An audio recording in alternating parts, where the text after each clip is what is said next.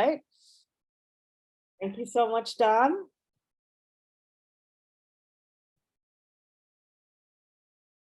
Well, good afternoon, good evening, good day to one and all.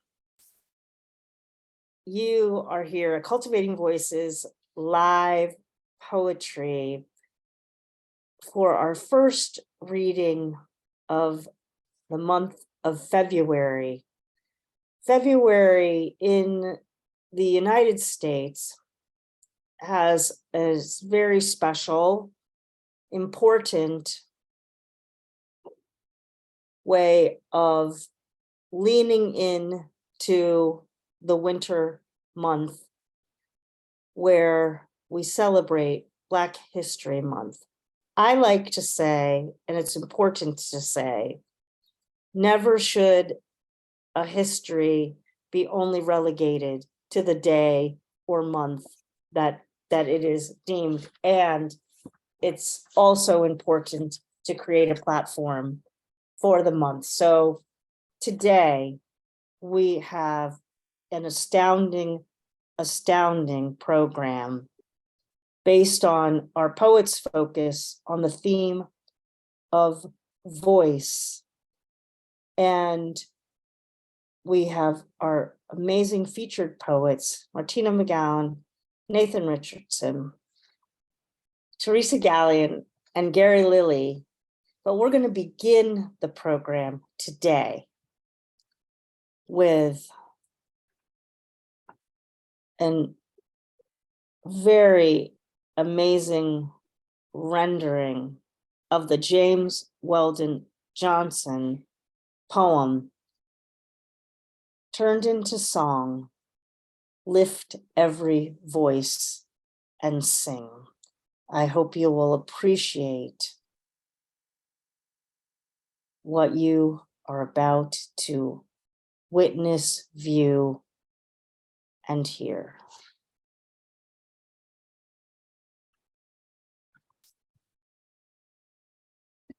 It will be just a moment as I share the screen.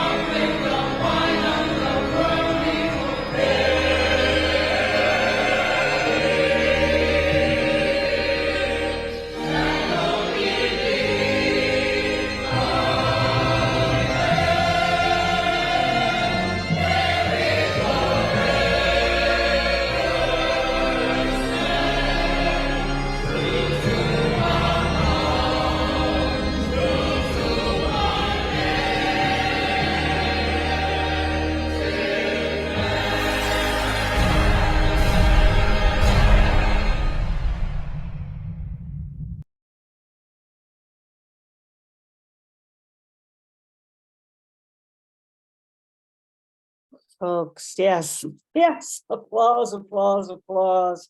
Wow. We are here at Cultivating Voices live poetry. Today it's our Poets Focus on Voice.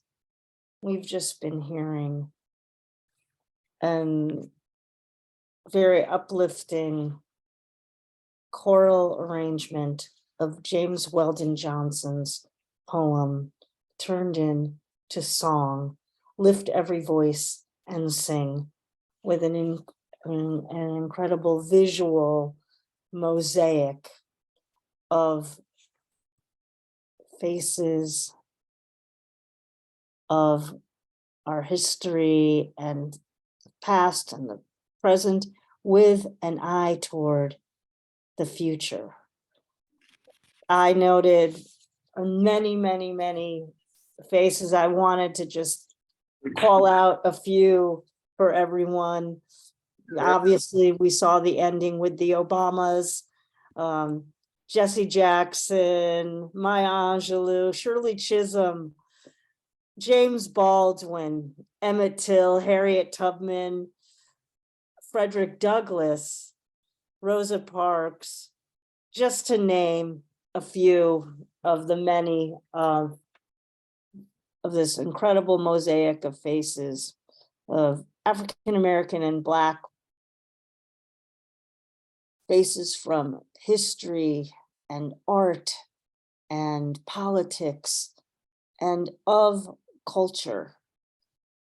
Well, we today are celebrating Black History Month, honoring Black History Month. And as I always like to say, and I said it a little earlier, it's important not only to celebrate during the month, but we should always be celebrating the voices. But today we lift and amplify the voices for all of us here on Cultivating Voices Live Poetry, where we have an amazing featured set of poets for you to hear from today.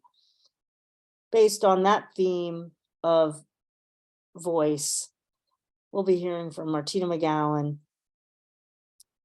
Nathan Richardson, Teresa Gallion, and Gary Lilley, folks that you are familiar with here on the program, for their ability to bring their astounding voice to the program time and time again.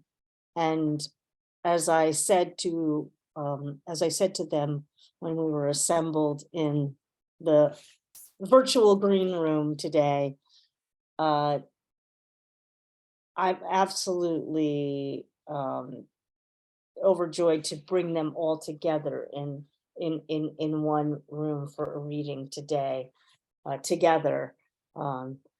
So without further ado, let us go to the program with a reminder that if you are interested in joining in the open mic on the theme of voice, and particularly the themes that you were hearing course through James Weldon Johnson's poem, Lift Every Voice and Sing, please put your name in the chat. We'll get to as many folks as we can. It'll be one poem in the open mic, but without further ado, let's move to our featured poets. And first up, again, a poet whom I have so much respect, admiration, love for. I have appreciated every single word she has uttered on this program through the time that we've been together on Cultivating Voices.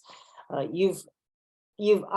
hope you all have come to appreciate Martina McGowan as much as we all have here on Cultivating Voices Live Poetry, and a little bit more about our dear friend and just incredible voice of poetry. Martina McGowan is a mother, a grandmother, a physician, a poet, a writer, mentor, ceramicist, and artist. She's been teaching, mentoring, and supporting people for over 40 years. And if you have been in her presence for even 1 minute on this program, you have experienced those incredible gifts and skills that she possesses. She is the author of I Am the Rage, a Nautilus Award winner, and BCALA 22 Honor Poetry Award winner from Source Books 2021. Her second poetry collection is forthcoming next year, and well, I hope I'm the first person that gets to buy it. And I'm sure that many of you feel the same way. Would you please welcome Martina McGowan? Thank you, Sandy. I think I'm duly embarrassed now. That's my job. I always forget how emotional that song makes me. And I saw Gary, I think, shed a tear while it was ongoing as well. In the news lately has been Tyree Nichols and his family, and that may be reflected in some of the poems I chose for today. So off we go. The first is from the book, I Am the Rage. Human enough. With diminishing confidence, we send out our heart sensors to try to remember where our children are supposed to be, and at the same time to touch the God that binds us to each other. The God that binds us to each other tries to break into that awkward silence that now fills our homes as we review our day's journey and try to wonder where our children truly are and if they will return. If they will return unharmed once again on this Freedom's Eve in a world that denies the proclamation of their emancipation, reminding them daily that they are not free to be, to love, to breathe, to live in peace, to have time to reflect and contemplate, to contemplate what the tomorrows may bring, but we already know tomorrow will bring the same fear. The fear that we are unequal, that we are still 3/5 human on a good day, and on a bad day, not human at all. Never completely whole people, never entirely free of bondage, never free from violent assaults on the body and the mind, forcing mothers and fathers to their knees, to hold watch night service within our hearts daily, to bring our beautiful 3/5 human children home again, singing songs of sorrow, songs of oppression, slave songs. Sometimes we simply rock and moan. We stand, we kneel, we pray, sometimes in our private prayer closets, but always in our hearts. Always from our hearts, we reach out to the God that keeps us and binds us together, bent low before the one source, backs broken in prayer and supplication. Tonight and every night is watch night vigil for my child, prayerfully asking on this night, will my child be human enough to return to me unharmed?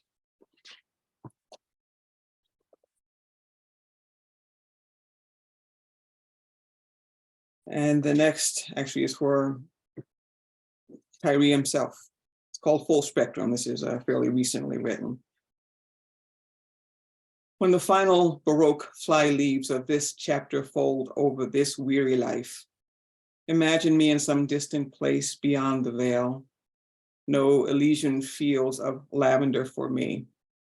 Picture me running my fingers through saffron fields of wheat, walking lush forests, tripping through verdant greenery, or black velvety sands beneath my feet, swimming in cool turquoise seas under an azure sky, tinged with hints of gray by day, an ultramarine mantle by night, with red and white starlight winking through. Opalescent hummingbirds, coquettish birds of paradise dancing, quetzals cavorting, widow birds wandering, peacocks preening, a riotous cacophony among red roses, hibiscus, and chrysanthemum.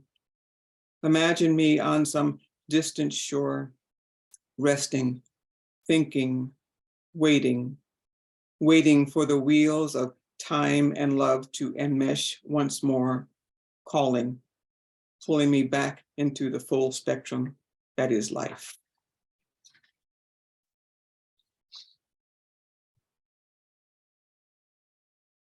Not lost.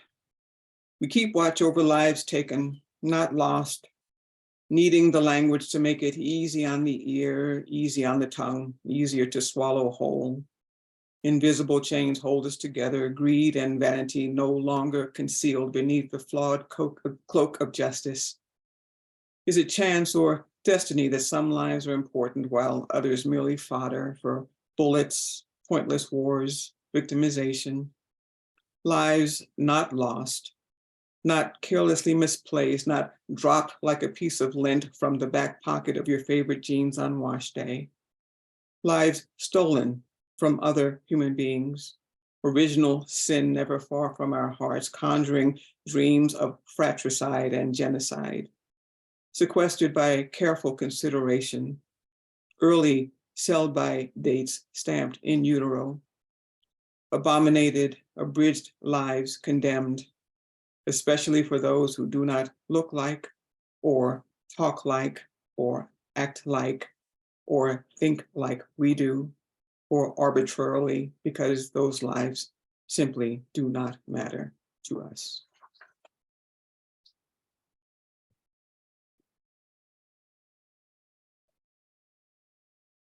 Home. Who we're from. We read this a few weeks ago when the theme was home for Cultivating Voices.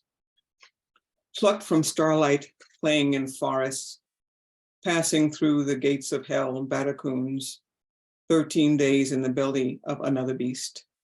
Up from sticky, sweet sap of stout pines, prickly cotton, 200 pounds a day, flesh, timber, fluffy bowls, all going to the auction block, tumbled down quarters turned into homes. From emancipated people with biblical names, grandmothers dreaming of freedom with a capital F, brighter days, sharing history not found in books. From red clay pounded into concrete, hard streets and even harder women, doling out wisdom and hard-earned lessons. Love buried as deep as diamonds, hard to see, sometimes harder to feel.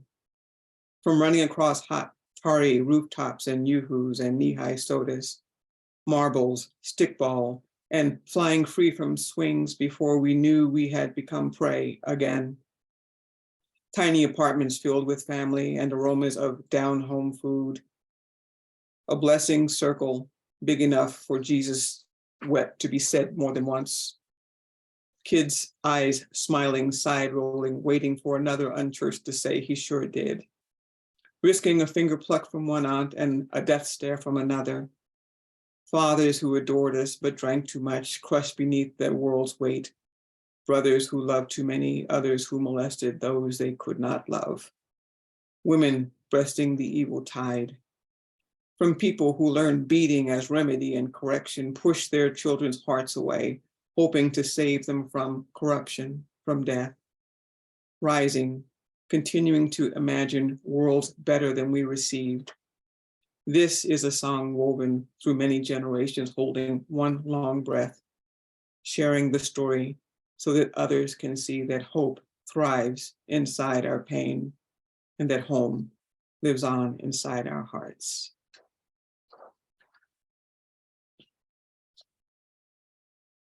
And the final poem, A Sweeter Song, which is the working title for my next book, actually. You ask for sweeter songs, better rhymes and lighter melodies, but my poor heart cannot comply, for the truth is all we have on offer. Promises of light-filled days remain empty, lasting happiness in short supply, islands of joy, contentment, sinking in seas of disappointment. I too dream of fresh breezes caressing my face, wallowing in wildflower fields, toes dipping carelessly into cool creeks, basking in moonlight beneath a blanket of stars. Awaiting the opening of asylum doors, co-signing my sluggish freedom, anxious to release the sorrow, the heartache, and watch them float away. Some other day, I shall sing to you of peace and love and hope Some other day I shall write of beauty and nature, but not this day. Today, I am but a canary caught in life's coal mine, inhaling double doses of air so that you may breathe. Thank you.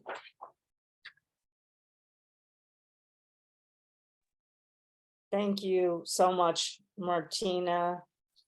Starting us off today on our Cultivating Voices live poetry. It's our Poets Focus on Voice, where we are celebrating Black History Month with the voices of four amazing, amazing poets, our members. I'm thinking so much about that line in your poem, sharing history not found in books. Poetry allows us to do that, to lift every voice and sing and share not only history not found in books, but voices that we otherwise would not hear. So grateful for the poems today and for bringing that poem written for our previous Poets Focus on the theme of home. Well, our next reader today is Nathan Richardson. And when I was watching the video of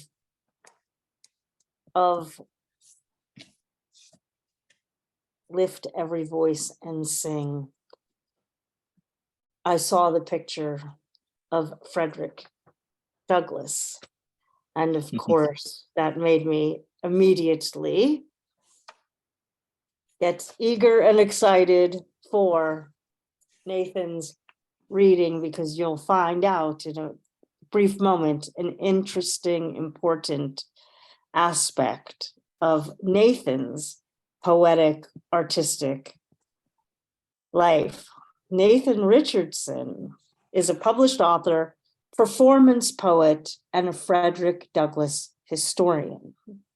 His poetry collections include Likeness of Being, 21 Imaginary T-shirts, and The Last 7 Poems of an Unarmed Citizen. Books featuring Nathan's success story include You Can Do That, Amazing People with Amazing Jobs, and of course, if you are a Frederick Douglass historian and a performance poet, you're right up there in like amazing people with amazing jobs, written by Michael Messick. And You Don't Want Success, Demolishing Fears and Excuses by Miko Marsh. Nathan teaches a variety, a vast enclave of workshops for emerging writers and spoken word artists. It's safe to say that Nathan lives up to the moniker of the James Weldon Johnson poem, Lift Every Voice and Sing. For the past decade, Nathan has been a mentor and coach for the Hampton Roads Youth Poets Slam Team, twice finalists at the Brave New Voices International Youth Poetry Festival. Please do check out Nathan's work on his website. We've got all the information in the chat for you. His work as a poet and an interpreter of Frederick Douglass's astounding contributions to not only American, but international history. Would you please welcome Nathan M. Richardson. Hello, thank you, Sandy. Can you hear me all right? You sound fabulous. Thank you. I am I'm happy to be here. Excited that you saw you were listening in on a reading that I did for Virginia Voices, I think, and then invited me to this. So I'm really humbled to have another opportunity to not just do my poetry, but but talk about some of the things that you mentioned in my bio, which specifically, you know, a lot of my work has been with youth poetry and slam poetry. And so the Hampton Roads Youth Poets, which are a division of Teens with a Purpose, which is a remarkable nonprofit organization in Norfolk, Virginia, that's impacting young lives all across the country. And I just happen to be there working with the poets over the past 10 years or so, and just they've extended my life, really. I mean, my bio reads like I did something for them, but really those youth poets have extended my life. And so remarkable poets. As a matter of fact, this year we are in the process, we just started on February 1st to pick a Hampton Roads Youth Poet Laureate and ambassadors. And this year, for the first time, in collaboration with Urban Word out of New York, we will be selecting a Virginia Youth Poet Laureate. So we'll have a Youth Poet Laureate of Virginia. So I'm excited about all of that. So thank you so much. So happy Black History Month, 365 days a year. We are Black all year long. And so in thinking of the poems that I might do this evening, I thought I would start off first with a poem by Paul Laurence Dunbar. And Paul Laurence Dunbar not only was a prolific poet in his own right, but he was connected with Frederick Douglass. As a matter of fact, Frederick Douglass invited Paul Laurence Dunbar to read from his first book in 1893 at the Chicago World's Fair. And so at the Chicago World's Fair in 1893, for the first time, they allowed colored people internationally to have a space. And so it was called the Haitian Pavilion.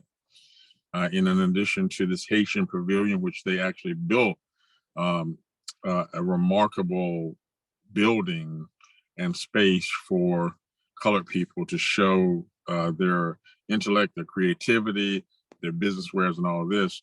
And Frederick Douglass called on Paul Laurence Dunbar to read, and he read from his book a poem called Ode to Ethiopia. So you might want to look that poem up. But the poem I'm going to do for Paul Laurence Dunbar is actually a poem that Paul Laurence Dunbar was actually following after Frederick Douglass. And I think we've all done it. We've all heard poems and has struck our soul. And so then we want to write a response, you know. And so Paul Laurence Dunbar wrote this poem after he read in Narrative of the Life of Frederick Douglass, a very low point in Frederick Douglass's life in which he was very depressed about being in captivity and was lamenting on how the ships that were passing up the Chesapeake Bay would give him hope. And so then Paul Laurence Dunbar followed after Frederick Douglass with this poem called Ships That Pass at Night. Out in the sky, the great dark clouds are massing. I look far out into the pregnant night, where I can hear a solemn booming gun that tells me the ship I seek is passing. My tearful eyes, my soul's deep hurt are glassing, for I would hail and check that ship of ships. I would stretch out hands, cry aloud.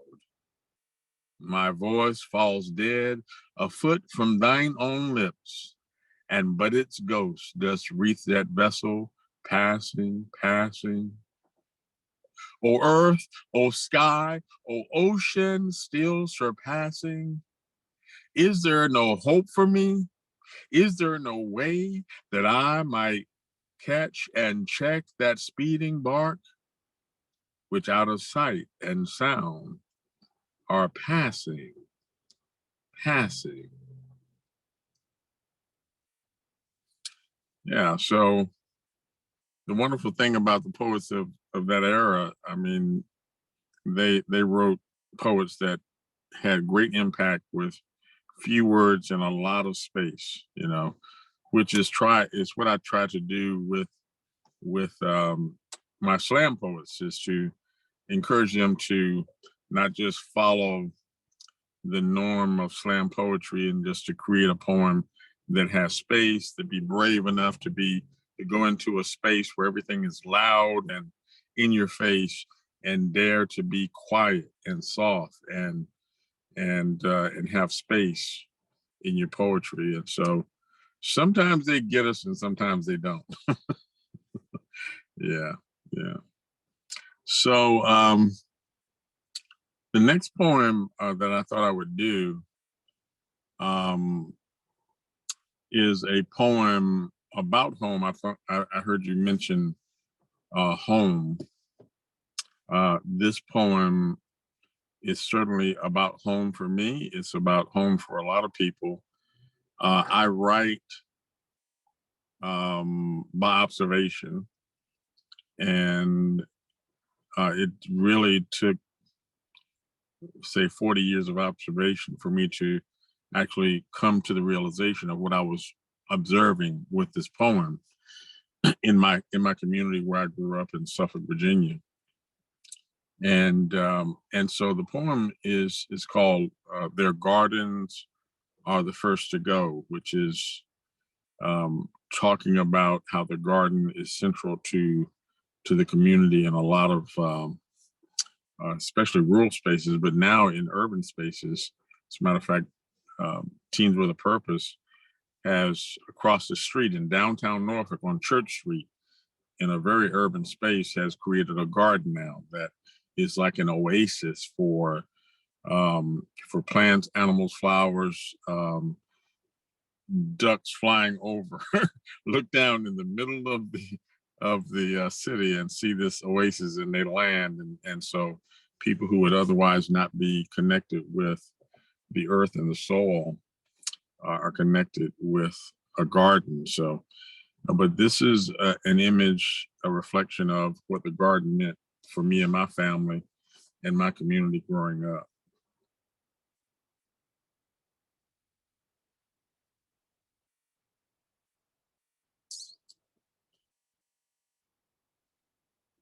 I'm just getting into this because I tell you what, I recently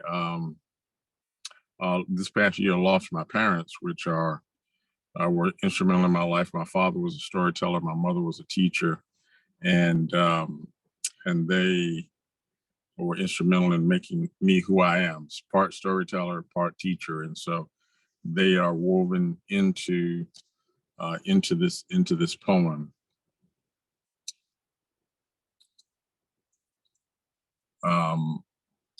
I tell you what, it's kind of emotional for me. So what I think I might do is come back to that, and I'll do a poem that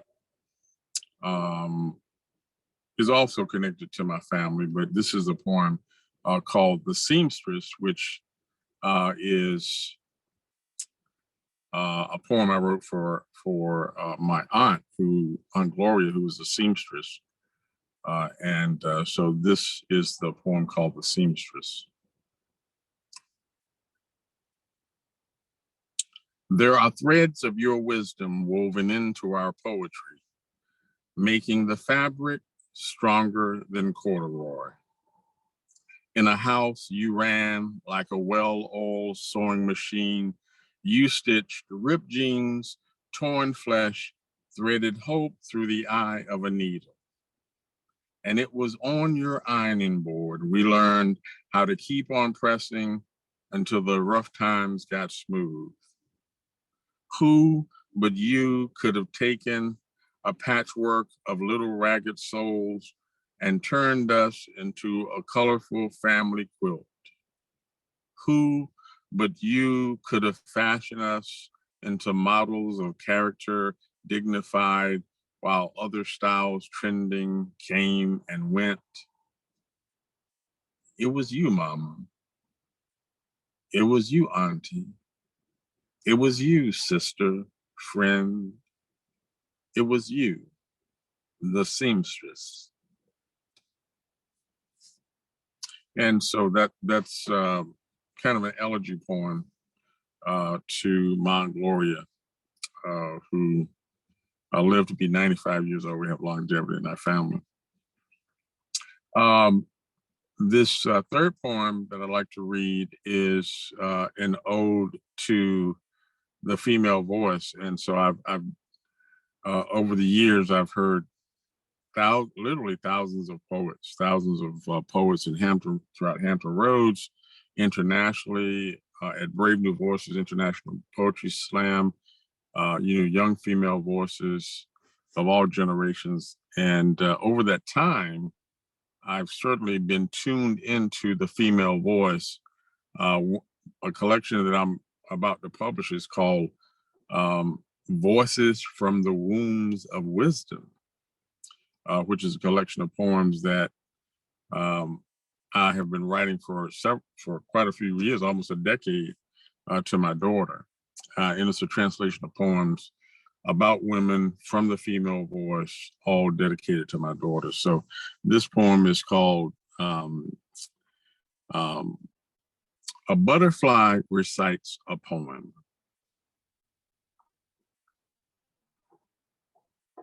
Stepping up to the mic, she said she was feeling some butterflies. And I've never seen butterflies with wings so big. Never imagined I'd be taken on a flight by a monarch on her migration across the Americas. Nervous, she must have forgotten that her wings and her heart were meant to move on the same beat. I was in a seat on the front row, saw her lips touch the open mic like she was kissing a dandelion in the mouth, and I swear I saw her fly right through and then a rainbow. And later that night, in her tailwind, between her silhouette and the stars, there it was, her aurora borealis. This metamorphosis was not just your average makeover. It was much more magnificent than an ugly duckling turned swan. It was a moonshot that went clear around the sun. I was in a seat on the front row when her phoenix started rising, and I swear I saw her melt a man's ego like a dollop of butter on a frying pan. Please don't mistake her butterfly for her dragonfly. From cocoon to worm to kaleidoscope, from womb to woman to queen, from candle to flashlight to moonbeam. I wish y'all could have heard what I seen when I heard her voice go from silence to soft-spoken, from soft-spoken to outspoken. Until now, I never even knew butterflies could talk.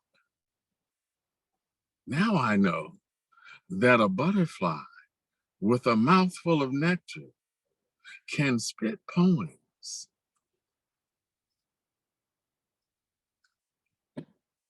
Yeah. So that's Butterfly Recites a Poem, Ode to the Female Voice. Yeah. So I don't want to go over my time. Do I have time for one more? Let's hear one more, of course. Okay. Great. Yeah. So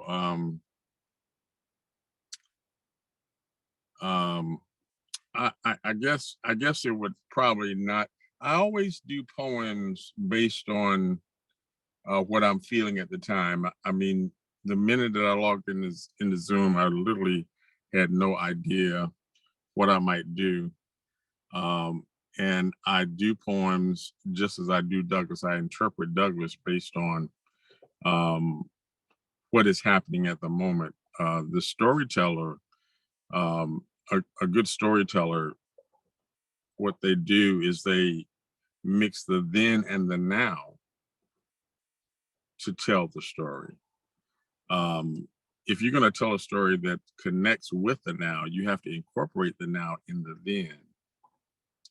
And so when I'm preparing for Frederick Douglass, I normally try to get to a venue, and I get there and I absorb the now. And then when I'm interpreting Frederick Douglass, I mix the now with the then. And then that brings the then alive with the now, if you understand. And so that's what I do with poetry. When I'm reciting a poem, I want that poem to be alive in the now. You understand? I go back and get it. I use the Sankofa to go back and get it, but I don't leave out the now. So rather than do the poem, "Their Gardens are the First to Go," I guess what I'm doing, okay, as professional as you can be, you're always struggling with yourself, and you're struggling with the courage to do what is quite frequently hard to do. And so what I've been struggling with over, the past 6 months since my dad passed in July, my mother passed on Thanksgiving Day, is to deal with the grief. We all, as poets, we deal with grief, we deal with tragedy in our own lives, with other people's lives. So I'm going to try to be brave. So this is "Their Gardens are the First to Go." Last year's butterbean rose, strung high, now stand like old privacy fences. Uncut collard leaves lie melted from winter's bitter cold. Once tall tomato plants, now bent and twisted like barbed wire. Turnips, squash, and sweet corn are but flavored memories. Until this year, every year, for the past 40 or so, I could always count on riding by on sunny Saturday mornings, seeing your gardens in various stages of reconstruction. But this year, they sit waiting through the first 6 weeks of spring like someone seen a giant groundhog or something. Like you no longer have hungry children to feed.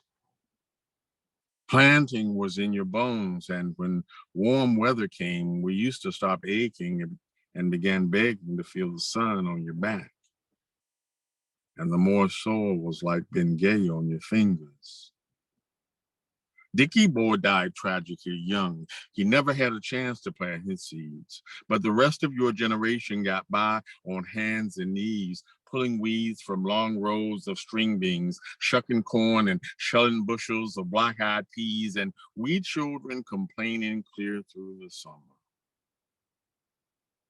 Until Mama plopped that plate of hot vegetables down with a pretty brown pork chop on the side.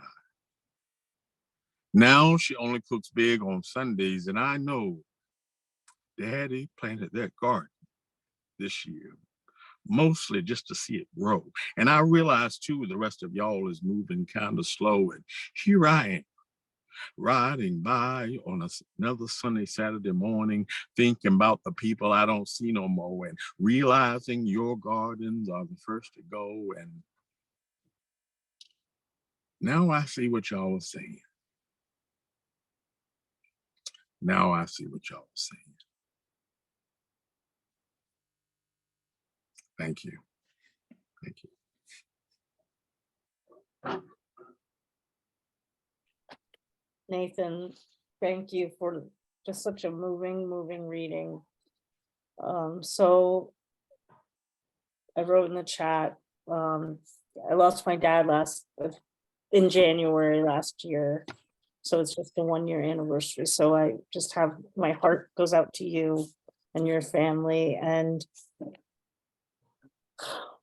the way that you brought the then and the now together in every moment was just so phenomenal and moving to me.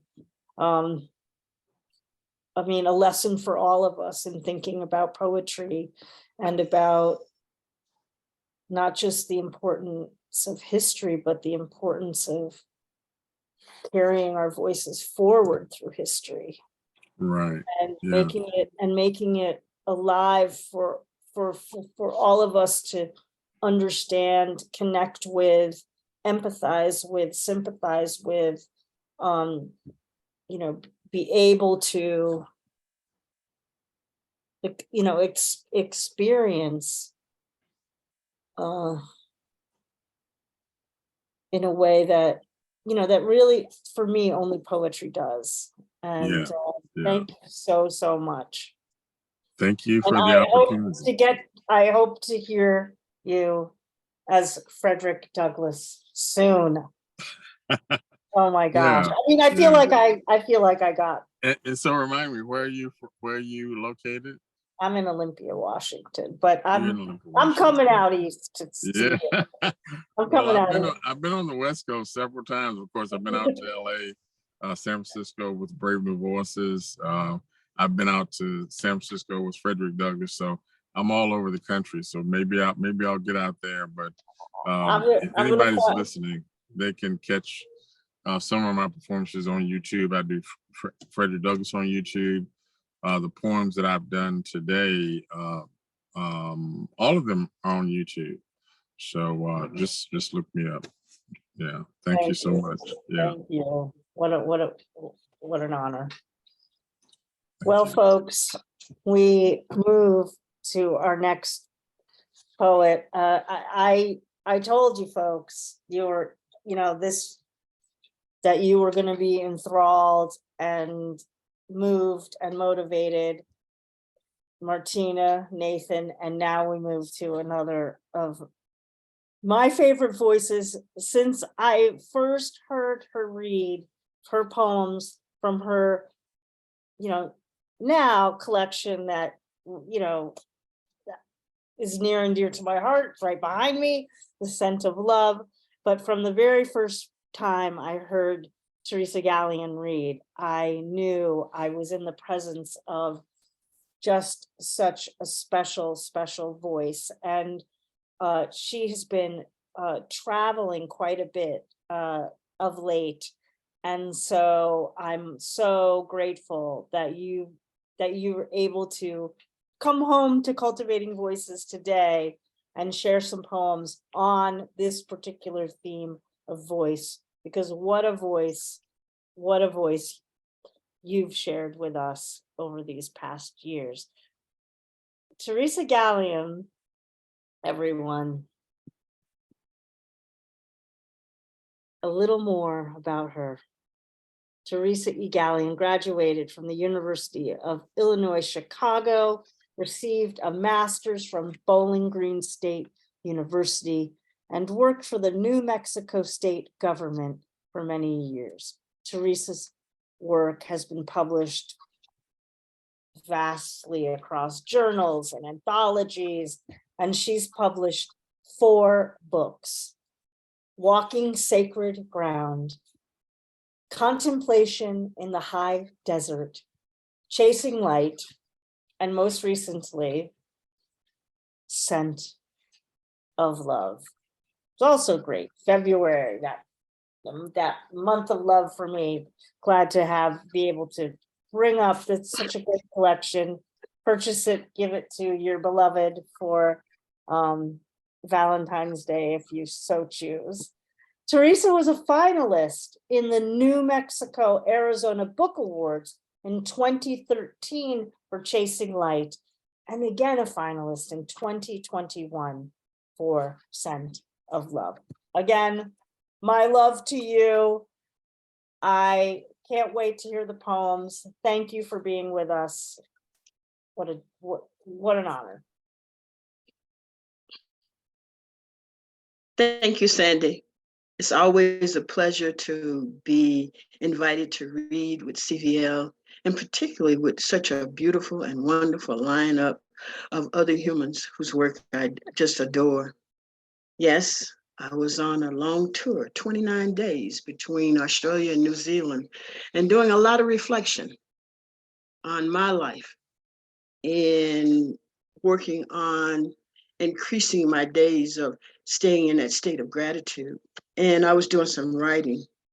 And then I came home and Tyree Nichols occurred. And that hit me so hard. And I realized that we need to speak to the next generation because they are our future. And when you said lift every voice and sing, I thought, yes, I remember that song growing up as a child and how it used to lift my spirit and helped me to keep hope alive when I felt oppressed. And we need to bring that to the children, particularly the colored children. I wrote this piece just for them. And I'm going to recite just a short excerpt from James Weldon Johnson's Lift Every Voice and Sing. Lift every voice and sing till earth and heaven ring.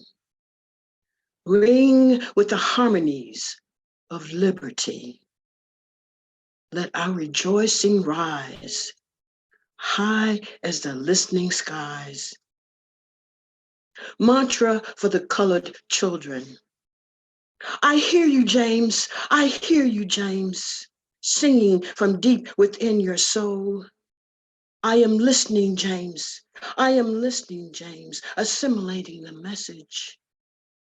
What do these words mean, my dear colored children? It means you must always hang on to hope. It means you must never give up. It means you must fight the battle for freedom. The blood of the ancestors is on the baton passed to you. They sing from the heavenly plains as your blood mixes with theirs. You must forever march on until victory is won. You walk in the forbidden territory of white might, but you cannot stop. Your ancestors plodded through the blood of slaughter, tears of grief and pain. They kept their eye on the prize. They kept the faith. And you, my children, must keep the faith. No matter how deep the hole, you must lift your voice and sing.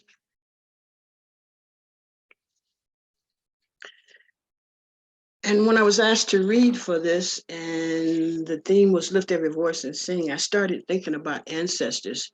And for some reason, Ruby came to mind, and I couldn't get her out of my mind, and I kept seeing an image of myself as a child. So this is called Remember Ruby. I want to say your name, Ruby Bridges, fear, forbearance, and fight. Me at the tender age of 10, holding a clenched fist in front of a black and white TV screen, cheering for a little colored sister, proud of you for walking with so much boldness and valor, angry with those big people trying to hurt you. I want to say your name, Ruby Bridges, mighty, brave, and strong. Every conscious soul awakened must hold the banner of love, feel the determination of a child who walks against the power of an institution that could kill you merely for the color of your skin. I want to say your name, Ruby Bridges, leader, visionary, warrior. We forever owe you honor and respect for making a difference at the tender age of 6. I want to say your name, Ruby Bridges, Ruby Bridges.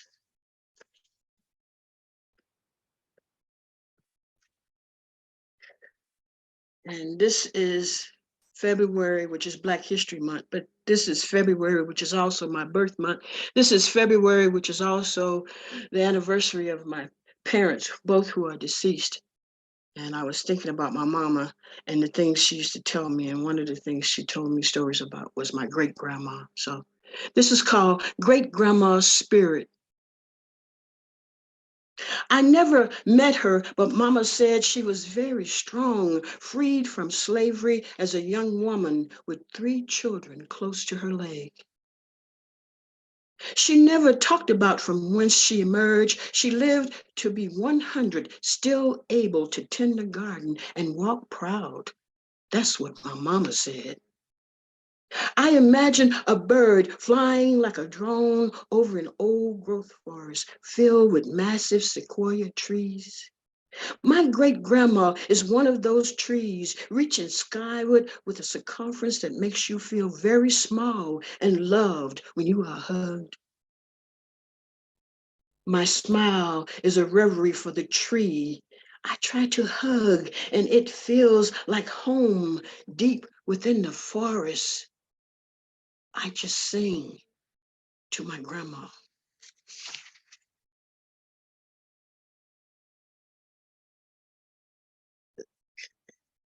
And the last piece I wrote, at least started, while I was in this absolutely beautiful country that you will realize where it is when I read the poem. Because I was doing a lot of reflection while I was on this trip with all the beautiful places that we went to. This one is called Hokitika Beach on the Tasman Sea. The theater of experience binds us to the universe of love. Holding death in my hands, I release, and it walks across the rainbow bridge. So many beloveds have blessed me with a scent of love from a rainbow of colors, and I take them with me on my journeys across planet Earth, whispering notes to each one. I roll my hands gently across the soil in every country I am blessed to touch. I ask Mother Nature to bless my beloveds on their journeys in the heavenly plains. I see children of color running on the beach, eye candy for the spirit. Will their story be different? Martin, Malcolm, Medgar, I lift my voice and sing for you here by the sea to honor your sacrifices for me and the children running on the beach. I hope Mr. Jim Crow will never find them and transfer them to strange fruit, nor wither their brains with bullets. I feel the sand rolling through my hands, thousands of miles from my physical address, and I feel the grief, pain, joys, and sorrows of color binding the feet of those children running on the beach.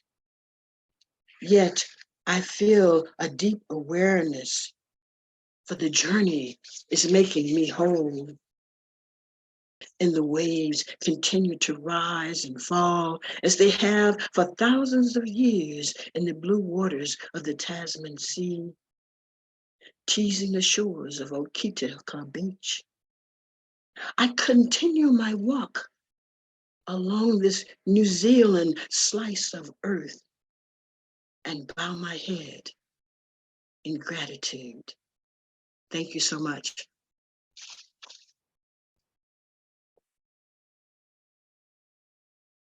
Teresa Gallion, I bow my head in gratitude to you. Thank you, Sandy. Beautiful, inspired reading, and so many echoes from the Lift Every Voice and Sing. I mean, your invocation of, I am listening, James. And today we are listening, James. I mean, the individual to the collective. Oh, And I wait to say your name, Ruby. I mean, all the voices you called in of the ancestors, connecting the generations, and reminding us that one of the most important things that we can do with and for each other in this world that tests us time and time again is work with each other, as you said, to help the journey, to be on the journey and to make the journey whole. I'm so grateful for this reading today. Thank you. Thank you so much. Everyone, that's Teresa Gallion. And folks, you've been with us here on Cultivating Voices Live Poetry long enough to know that I'm an intuitive host. You know, we have our time limits and blah, blah, blah. And I usually throw them out the window because we're hearing things in the moment. And this reading today is so of the here and now. And again, I'm just incredibly mesmerized, moved by everything that we have heard from Martina, Nathan, Teresa, and now we turn to Gary Lilley. You all have been moved by Gary's poetry time and time again. Gary Lilley is a poet of time immemorial. I respect and cherish this man's voice so much. I cannot even articulate the degree to which that is true for me. And if you have heard him for any moment here on Cultivating Voices, you know of which I am speaking, and why Gary Lilley's voice needs to continue to be lifted. And he does his own singing all the time. And every single one of us is the better for having his voice and the voices that he brings to our stages in this world. Well, Gary Copeland Lilley is the author of 8 books of poetry, among them his newest collection, High Water Everywhere from Willow Books, The Bushman's Medicine Show from Lost Horse Press 2017, and his chapbook, The Hog Killing from Blue Horse Press 2018. He earned his MFA from the Warren Wilson College Program for Creative Writers. He is a veteran of the United States Navy's Nuclear Submarine Force. Originally from North Carolina, he now writes, lives, performs, and teaches in the Pacific Northwest, where he has received the Washington, D.C. Commission. He's received the Washington, D.C. Commission on the Arts Fellowship for Poetry. He's a founding member of the Black Rooster Poetry Collective. He is published in anthologies and journals everywhere. And he was a finalist for the 2018 and the 2020 Washington State Poet Laureate. And I hope that you've applied again for 2024, because I can't think of a better poet laureate. Well, we've had amazing poet laureates, but wow, yes, I want you to be poet laureate of Washington State. He's a Cave Canem Fellow and the artistic curator of the Port Townsend Writers Conference. Again, my immense gratitude to you for all that you bring to this, all that you've brought to this program so many times, and for what I know you are about to share with us today, Gary. Thank you.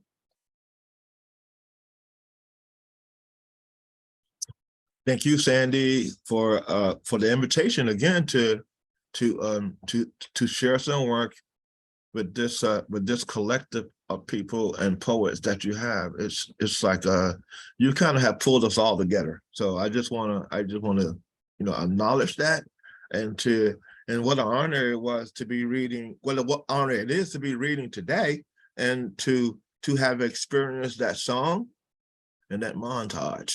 I mean, that was very, very moving to experience that, and to be reading with Martina, Nathan, and Teresa.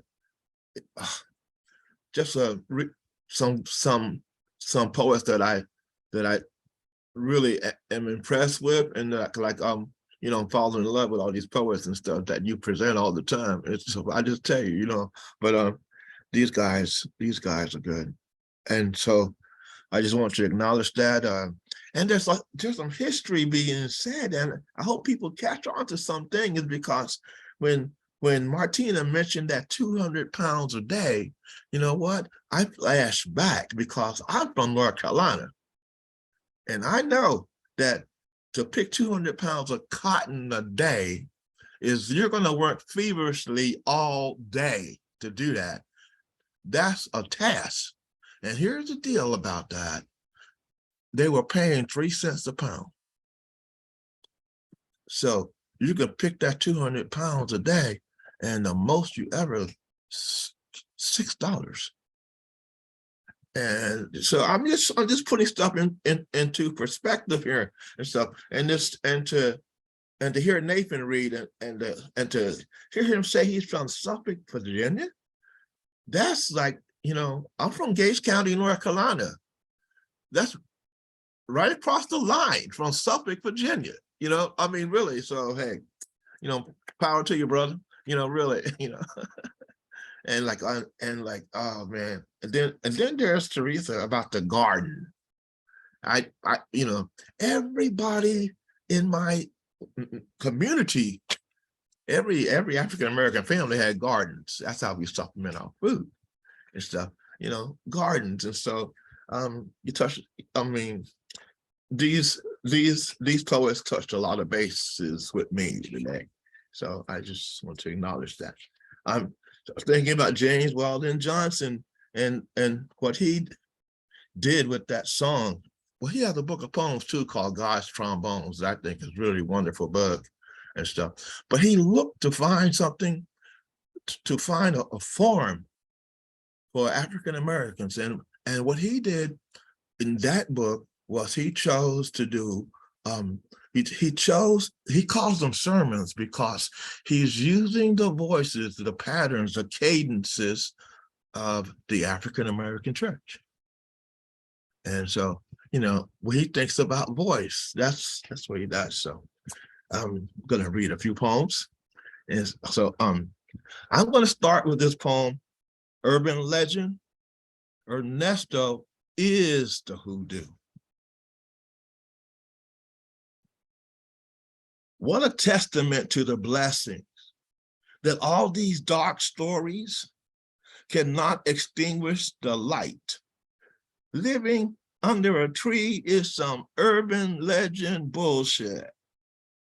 They got all sorts of truths attributed to him. Somebody said his favorite spiritual office was in the yard under the great mulberry, and he had an iron round table and a comfy seat where they couldn't see him, but he could see everything, including his gardens and his whole ass house that he lived in. They thought his house was the tree. The world is relentless, sharp teeth filed and ready to chew through bone. He has a good friend of long standing whose regular greeting was, "Hey, you still among the living." She said with affection, no harm intended. One day he told her that shit gave him bone chills, and she needed a new opening line, at least with him.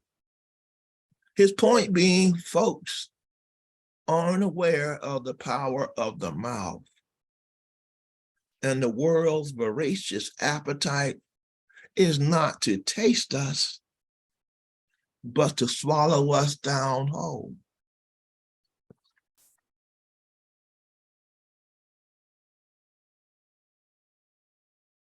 Prayer in 3 parts to see if God is still listening. 1, if a power line of crows is called a murder, is the canopy of seagulls a jury? Everyone wants the best, good Google Mooga, we cannot wait to make our own. We look to the hills for our help, O Lord, our strength and redeemer, our vaccinator, O Lord of the unemployed. Is there shelter in a time of storm or pandemic? 2, all things are activated through servitude. Mercy, not just to others, but also to myself. Should not love inspire us all? Hard times swarm a nest of angry walls, but when the good news comes, we sing hallelujahs. Dear God, should I have to talk in tongues? 3, will the Lord rapture us away from the temple steps and the grocery stores like a dazed man in sleep-wrinkled clothes, waiting for the Christ and the sign he holds, saying it all, Lord, help me get through? A woman in blue passes him bread through the window of a fender Bass Subaru. Will you do that, Lord? Just like that.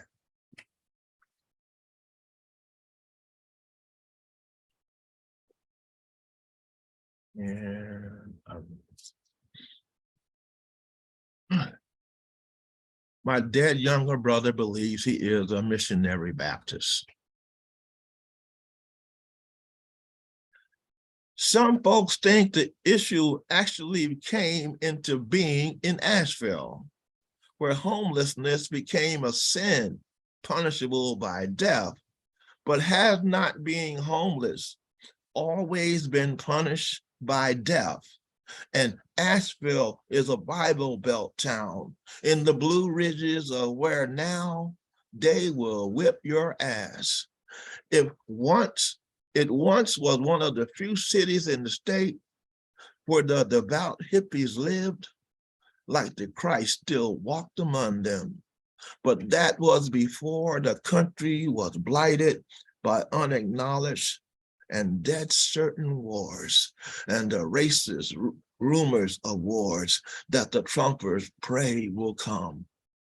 Some folks say it's like the lynching, which is a wink, wink, no shit secret in the places where actual photos were made into photographs. But there once was a time Asheville was a place where the true believers ministered to the less fortunate.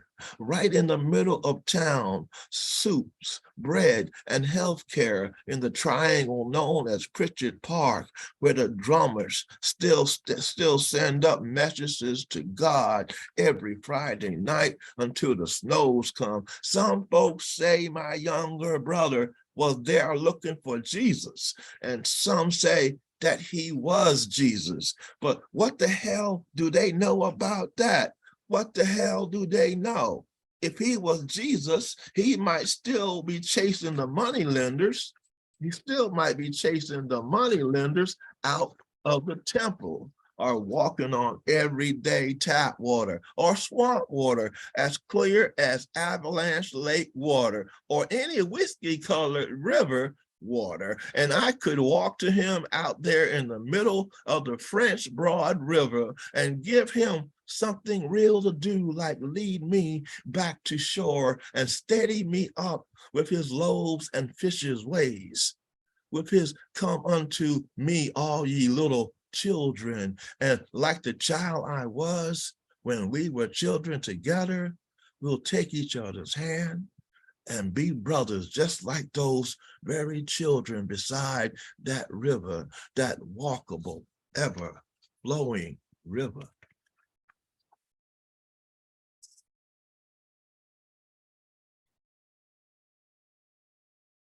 My dead younger brother, what can kill you? The risk of death on the streets, everything, and especially next door, that anything can kill you. Life expectancy of homeless people is about 20 years less than everybody else. Other people, I'm saying. When I think of my dead younger brother, I think about that. It wasn't only the cheap booze in plastic bottles that low-end drinkers buy, or maybe using substances prescribed or otherwise, but maybe it's the poor ventilation found in crowded shelters that seed crops of communicable diseases, tuberculosis, cancer, diabetes, heart problems that could lead to the early death.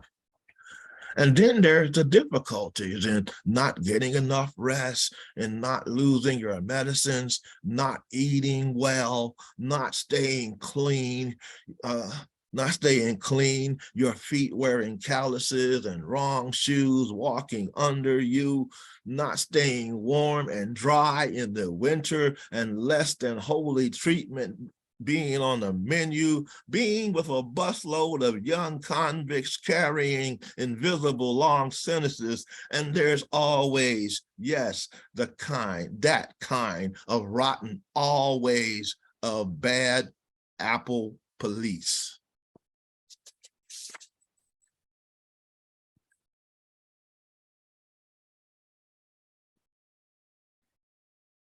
And I would like to close with one by James Weldon Johnson. And it's from God's Trombones. And it's one that we had to learn in school when I was growing up. And I wish I could do it now right off my head, but I can't do. But the title is the Creation, and you'll see what I'm talking about when I say he chose to do this book in the rhythm of the African American church, in the creation. And God stepped out on space, and he looked around and said, "I'm lonely. I'll make me a world." And as far as the eye of God could see, darkness covered everything, blacker than 100 midnights down in a cypress swamp. Then God smiled, and the light broke, and the darkness rolled up one side, and the light stood shining on the other. And God said, "That's good." Then God reached out and took the light in his hands, and God rolled a light around in his hands until he made the sun, and he set that sun ablazing in the heavens. And the light that was left from making the sun, God gathered it up in a shiny ball and flung it against the darkness, spangling the night with the moon and stars. Then down between that darkness and the light, he hurled the world, and God said, "That's good." Then God himself stepped down, and the sun was on his right hand, and the moon was on his left. The stars were clustered about his head, and the earth was under his feet. And God walked, and where he trod, his footsteps hollowed the valleys out and bulged the mountains up. Then he stopped and looked and saw that the earth was hot and barren. So God stepped over to the edge of the world, and he spat out the 7 seas. He batted his eyes, and the lightning flashed. He clasped his hands, and the thunders rolled, and the waters above the earth came down, the cooling waters came down. Then the green grass sprouted and the red flowers blossomed. The pine tree pointed its finger to the sky, and the oak spread out his arms. The lakes cuddled down in the hollows of the ground, and the rivers ran down to the sea. And God smiled again, and the rainbow appeared and curled around his shoulder. Then God raised his arm, and he waved his hand over the sea and over the land, and he said, bring forth, bring forth. And quicker than God could drop his hand, fishes and fowls and beasts and birds swam the rivers and the seas, roamed the forests and the woods, and split the air with their wings. And God said, that's good.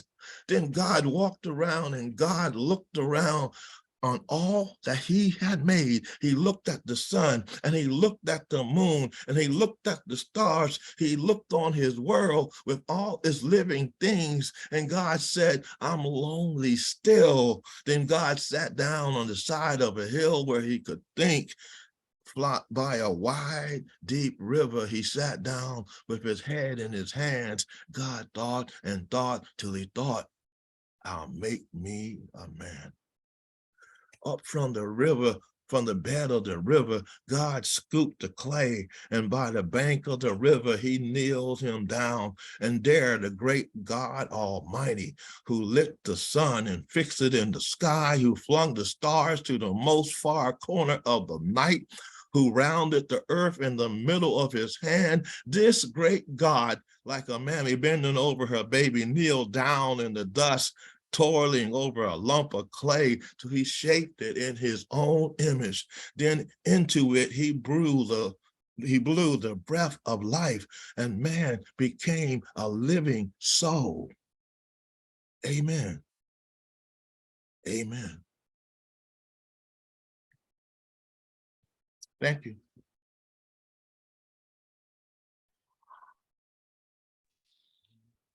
I could say the most laudatory things about Gary Lilley, and you will come on the program and you will like exceed every expectation that I throw down. Yet once again, you did it. Thank you. Oh my gosh. Hey. And ending also to imagine you as a younger person learning that poem. That's amazing. That's amazing. It's 7 of those. And Oh, we had to learn them because back then they make you learn a poem. They say learning it by heart. You know what? And you learn it by heart, you feel the entire inflection. yeah. You feel the emotion into this piece, you know? So that's, yeah, And that's I feel like it was cellular for you at this, like you brought it forth. Like you couldn't recite it, but you got it. Like it's in you. Look here, man, James Weldon Johnson, that's God's trombones. If you haven't seen the book, then you need to read it and stuff. And his brother wrote the music that's underneath of it. And so when you see them both together, when you see the piece being performed and you hear the music, it is so moving because it's just those two brothers, the Johnson boys. They really put that together. Yeah, they did. Well, everyone, this is our featured poets today. Close with Gary Lilley. We've heard from Martina McGowan, Nathan Richardson, Teresa Gallion, and Gary Copeland Lilley. Just 4 distinct and necessary voices for this time, the times we're living in now, but also for every generation moving forward. Yes. Before we turn to and also bringing forth the voices of our the legacy that each of us lives, bringing forth those voices today too. Well, we've been able to, I hope for each of you, lift every voice and sing. I mean, we've heard song today for sure. Let's take a moment to unmute and thank our 4 features before I'll take us to 15 minutes of the open mic. Thank you so much. Thank you. Thank you. Breathe into the clay. There it is. Woo! There it is. Magnifico. Oh, indeed, Thank indeed, indeed. So Yeah, much what love. Linda says, what bookends, absolutely. Yes, yeah, yeah. Absolutely.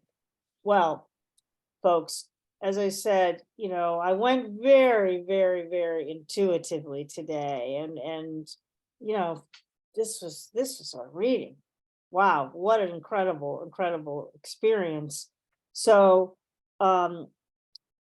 we're going to share 2 readers at a time for the open mic, 1 poem each.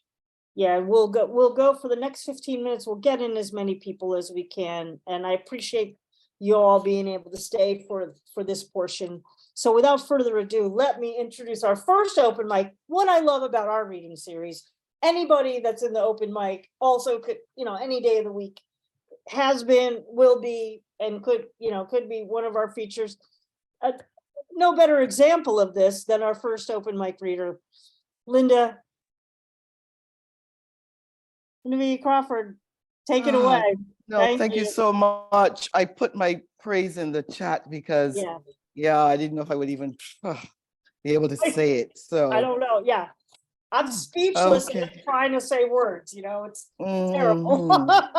Yeah, this one poem I'm going to read, uncannily, I wrote it last February. It was written as a tribute to a poet.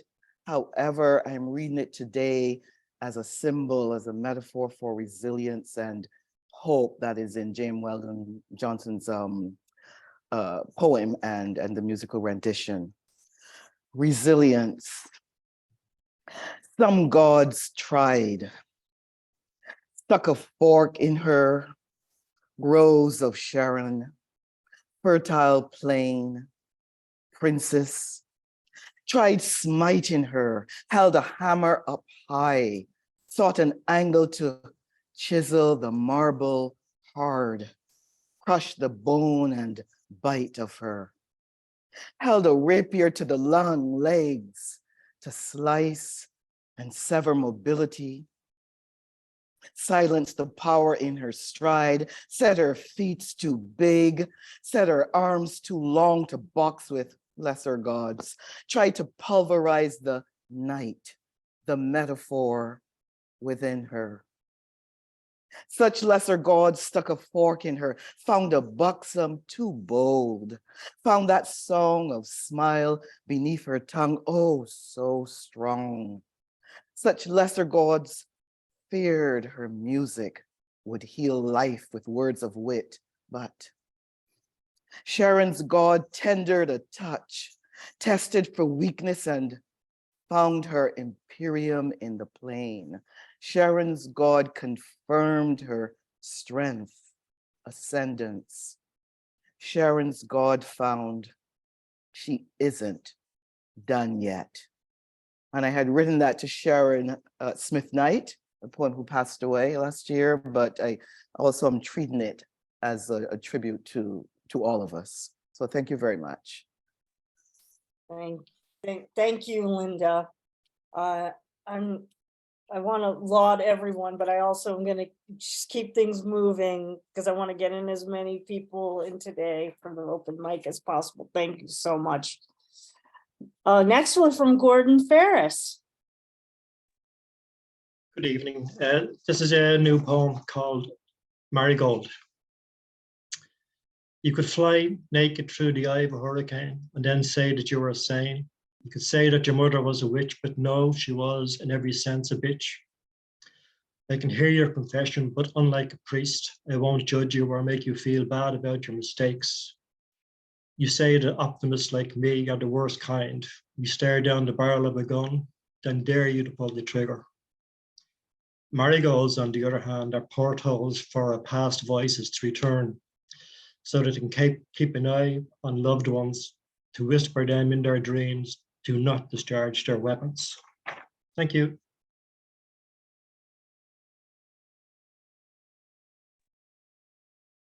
Thank you, Gordon.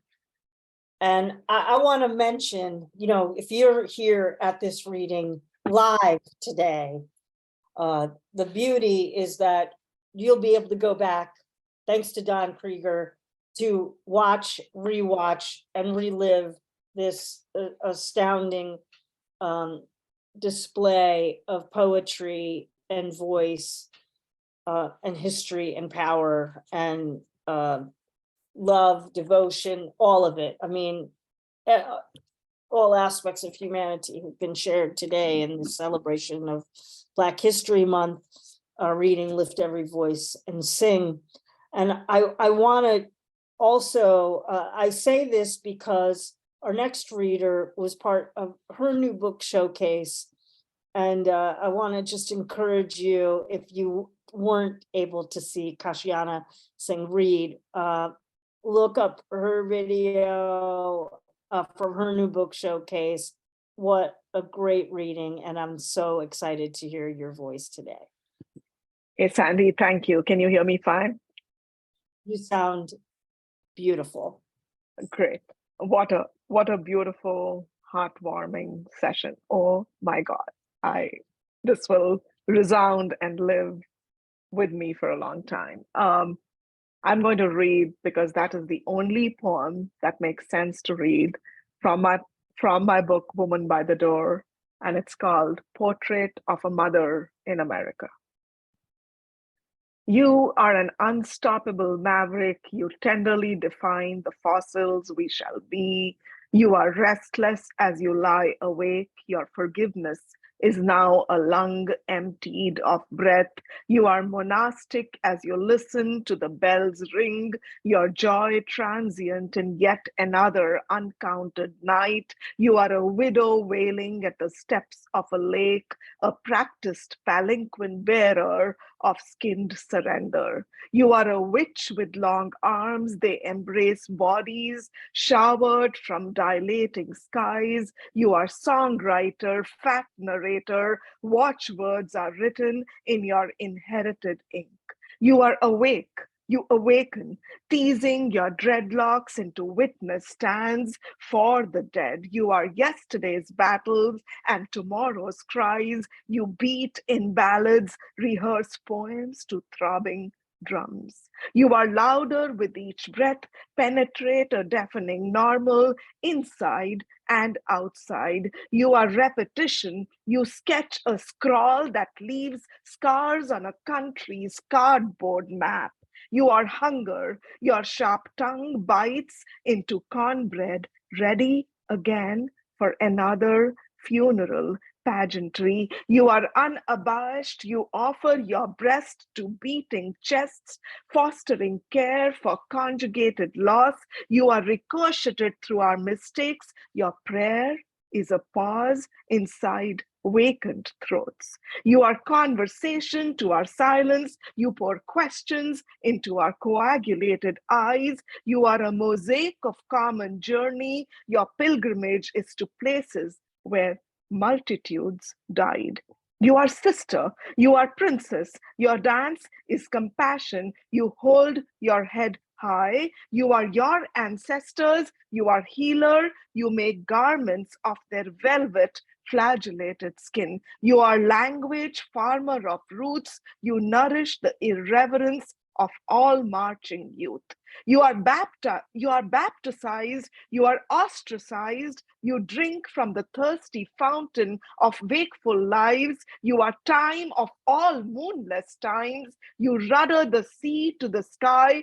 You swallow meteorites. You are inadequate in your cones. You ache in psalms that sing into life and afterlife. You are relentless, a stitcher of quilts.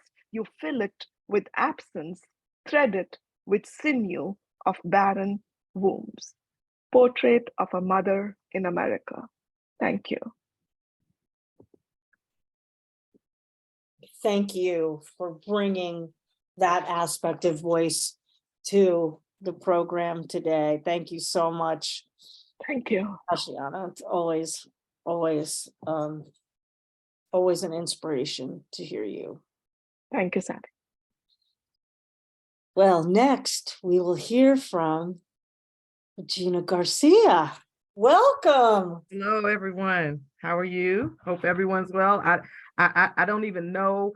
I'm trying to figure out what I can say to our 4 features, except the only thing I can say without saying everything is to say that you all bless my soul. You felt like home.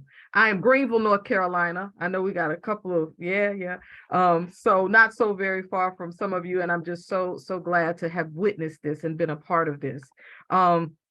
Certainly when I came last week and I was one of the tiny features, I talked about lift every voice and sing. And this week I had the opportunity to hear on Facebook a group of children who were singing that, and they were putting all of their heart and soul and percussion and everything into it. And it just stayed with me all week. And so I just ringing in my head this week, I've been just over and over, lest our feet stray from the places, our God, where we met thee, lest our hearts, drunk with the wine of the world, we forget thee.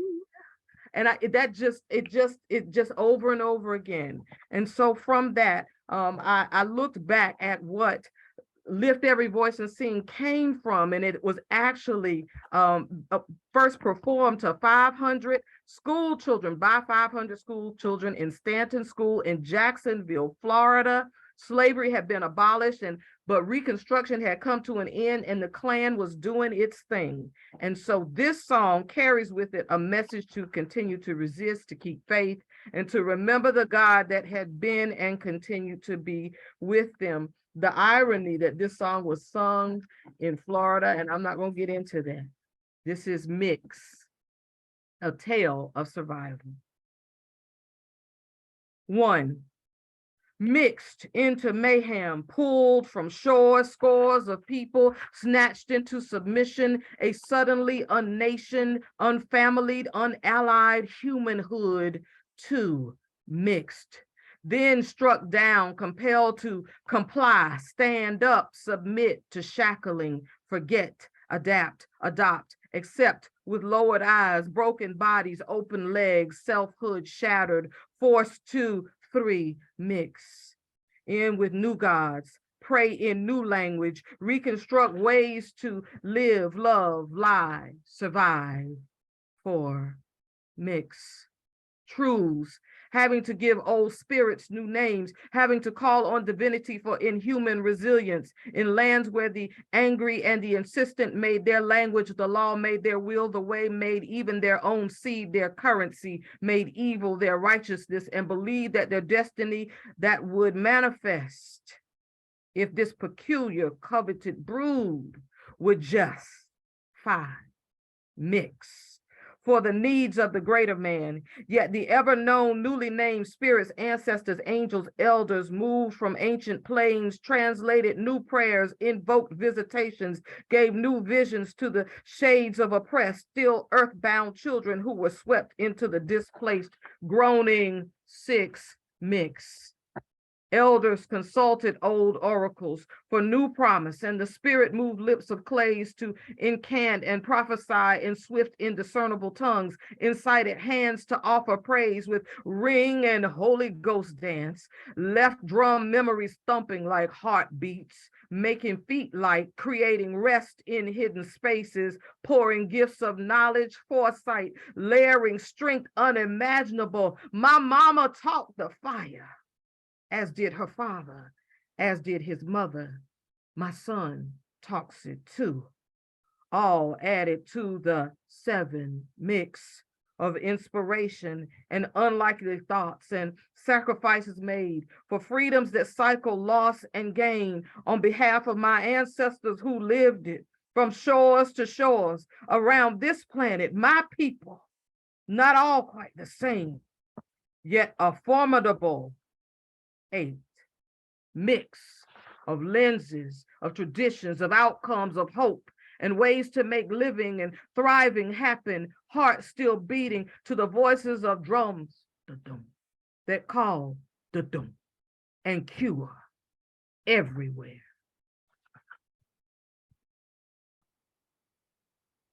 Thank you. Thank you. Oh my gosh, Regina, thank you. Oh, wow. I'm as speechless as you were a moment ago.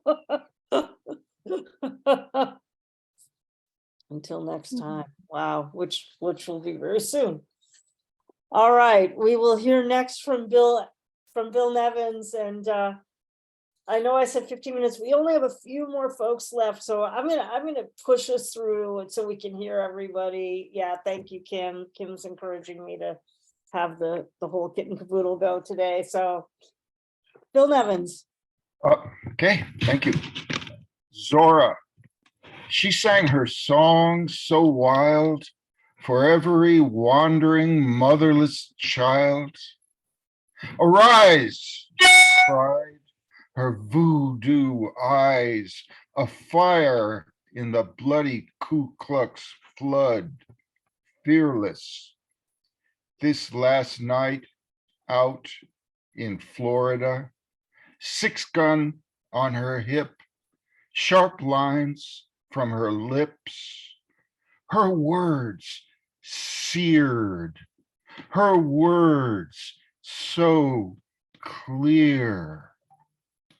They would have burned her words, burned them all, but for that decent black cop, Patrick Duvall. Sing her name so she may hear.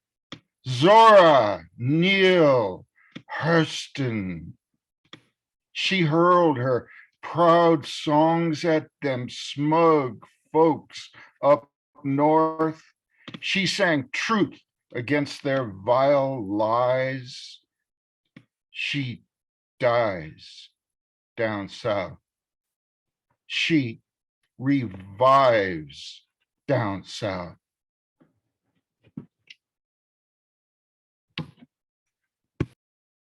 That's Bill Nevins, everyone. Thank you so much for bringing your voice to the program, and I appreciate how each of you have really truly thought about your contribution to the open mic today. Thank you so much. And next we'll hear from Mary Ellen Talley. Mary Ellen, great to have you today. Hello. I'm going to share a poem by January Gill O'Neill. It's a wonderful poem, and it resonates with Martina's first poem and the song by Gary Copeland Lilley. Hoodie by January Gill O'Neill. A gray hoodie will not protect my son from rain, from the New England cold. I see the partial eclipse of his face as his head sinks into the half dark and shades his eyes. Even in our quiet suburb with its unlocked doors, I fear for his safety, the darkest child on our street in the empire of blocks. Sometimes I don't know who he is anymore, traveling the back roads between boy and man. He strides a deep stride, pounds a basketball into wet pavement. Will he take his shot, or is he waiting for the open-mouthed orange rim to take a chance on him? I sing his name to the night, ask for his safe passage from this borrowed body into the next, and wonder who could mistake him for anything but good. Thank you. Folks, if you don't know the poetry of January Gill O'Neill, or run out, look up her work. Mary Ellen and I have had the pleasure of spending some time with January at Poets on the Coast, and yeah, thank you so much, Mary Ellen. I'm so glad to have heard one of her poems today here on the program. Well, next we'll hear from Mona Lynch. Welcome. Thank you, Sandy, and thank you for a wonderful night. This poem is to empathize with Sandy and Nathan, Teresa and Gary, and all of us who have experienced loss and grief. I'm bringing to you the voice of one of our Irish poets who died too young, age 52, in 2008, the wonderful John O'Donoghue. The poem is called Blessing, or Beannacht, which is the Irish or Gaelic word for blessing. On the day when the weight deadens on your shoulders and you stumble, may the clay dance to balance you. And when your eyes freeze behind the grey window and the ghost of loss gets into you, may a flock of colours, indigo, red, green, and azure blue, come to awaken in you a meadow of delight. When the canvas frays in the currach of thought and a stain of ocean blackens beneath you, may there come across the waters a path of yellow moonlight to bring you safely home. May the nourishment of the earth be yours. May the clarity of light be yours. May the fluency of the ocean be yours. May the protection of the ancestors be yours. And so may a slow wind work these words of love around you, an invisible cloak to mind your life. Thank you. It's Mona Lynch, everyone. Thank you. And, you know, I appreciate that blessing for every voice that we've heard today, for all the people that these poems invoked. What a perfect poem to offer blessing to each and every one of the souls here, and the ripples of the souls that the poetry today has evoked. Thank you. Well, next we'll hear from Yeva Johnson. So nice to have you here today. Thank you, Sandy, and I will get right to it. Very grateful to be here. I have one poem in two voices.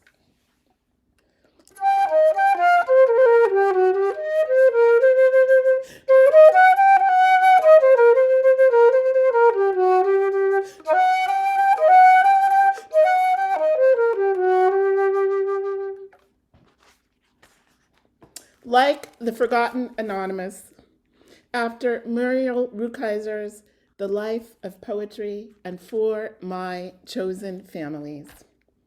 I sing to you of loneliness, curiosity, my ugly beauty, the veils which W.E.B. Du Bois revealed to me and which I pull back and pull back and pull back, crying out for poets, for people, for sibling outsiders, for the end to dichotomous thinking and the disentanglement of the strands of interlocking caste hierarchies, and for the dissolution of said hierarchies, so that the entire African diaspora can heal for sure. I sing to you because procrastination and poetry do not make a pretty picture, because I live on one bread loaf or another, on the scent of song at the Bird and Beckett, and on the nourishment of Angela McGowan, Audre Lorde, Gladys Bentley, June Jordan, Lorraine Hansberry, Lucille Clifton, Nina Simone, Pat Parker, and Eves at the beat.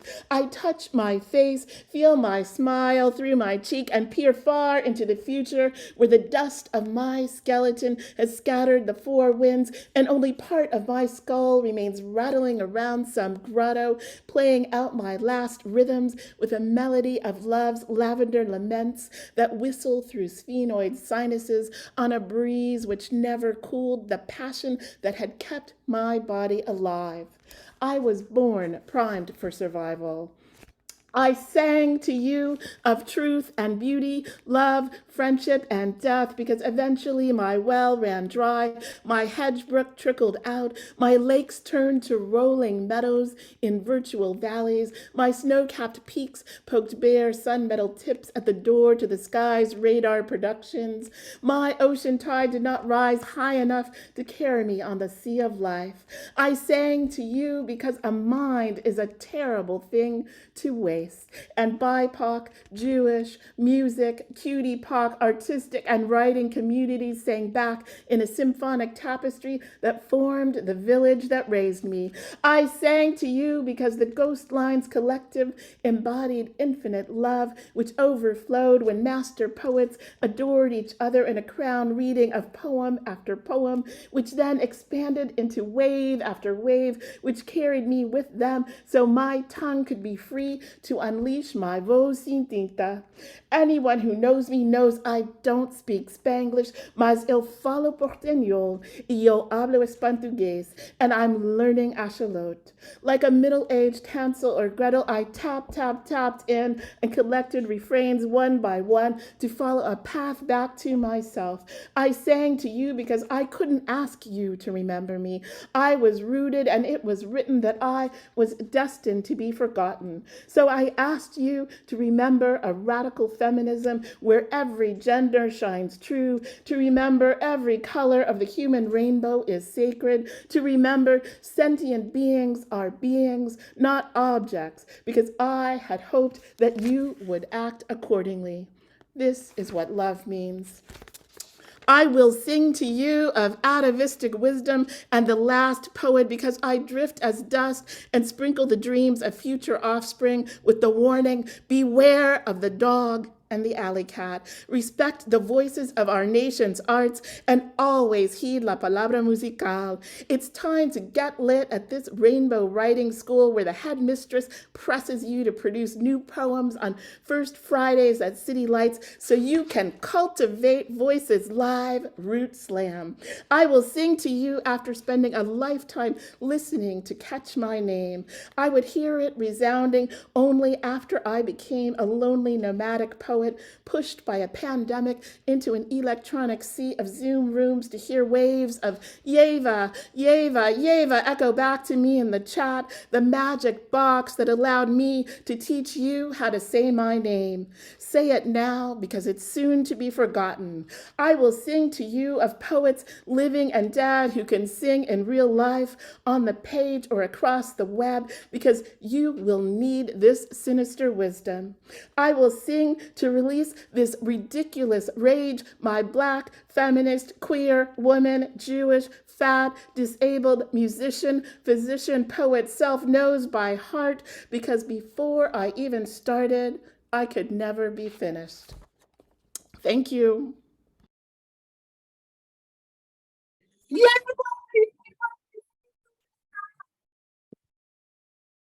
Thank you for the symphonic tapestry of your voice, destined to be remembered. And folks, Yeva's book collection, I believe, has just come out, and we'll be hearing from her, I hope, very soon in a new book showcase. Thank you so much.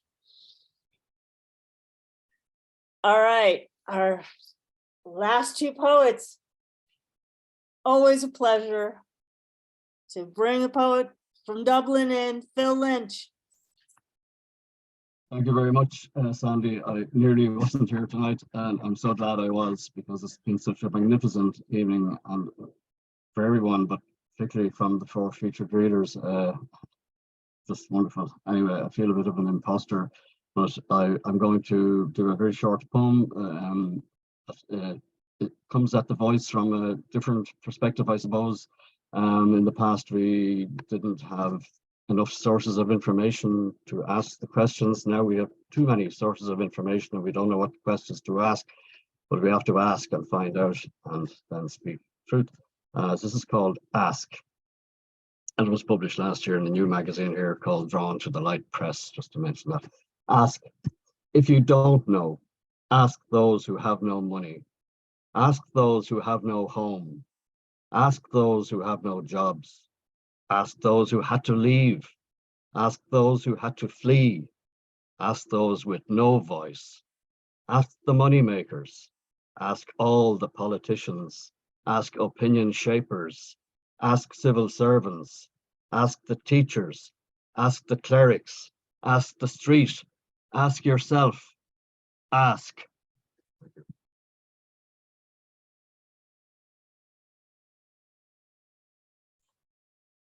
That is Phil Lynch, everyone. Thank you so much. And I know I'm so glad to be here tonight. I know tonight for you. And I hope each and every one of you is feeling that gratitude that we've been able to be here together for this longer program. We're going to end the program with the voice of a poet whom I respect. We've heard her voice so many times here on Cultivating Voices from the earliest days. And I'm really glad to close out our program today with Carolyn Wright. Oh, I thought it was me. Yeah. No, it's Catherine Ronan, I think. Oh, excuse me. Catherine. I'm fine. I can go or I can listen. I've been happy listening. But yeah, okay. Take it away, Catherine. Sorry, Carolyn. No, not a problem. Chat there that it's you're an after me. Very interesting about Frederick Douglass. He actually came to Cork, where I live, and he stayed in the Imperial Hotel, and they have like a memento up on the wall for him. And my poem for tonight was inspired by slaves in South Africa who worked in gold mines, and these enslaved people weren't allowed to speak to one another, so they developed their own sort of Morse code by slapping their gumboots and wrapping ankle chains, and it led to a gumboot dance. So my poem is called Gumboots. What allows a man to call me boy? Dark, deep minds. Not even a whisper rises, tunneling to God. They see only gold, blood on the rocks, a scratch of rebellion. Extinguished? No, I still live. Dance in my gumboots. My chains find songs to sing. Inch by inch, clink by clink, all will follow, bar by bar, tear by tear, strain by strain, to freedom.